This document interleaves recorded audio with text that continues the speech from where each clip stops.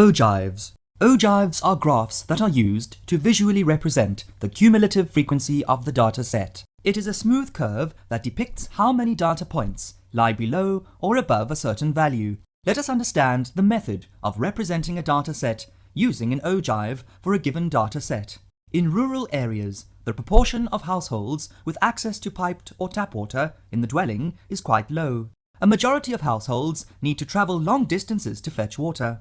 The General Household Survey has published statistics for one of the provinces in South Africa, comparing the number of households without access to piped or tapped water in the dwelling by the distance household members have to travel to reach the nearest water source. Use the table to draw an ogive of the data. Solution. To draw an ogive, we will need to calculate the cumulative frequencies.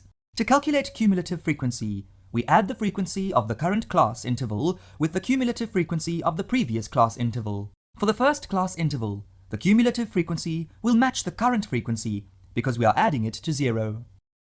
We can now plot the ogive. The x-axis represents the endpoints of the class intervals and the y-axis represents the cumulative frequency.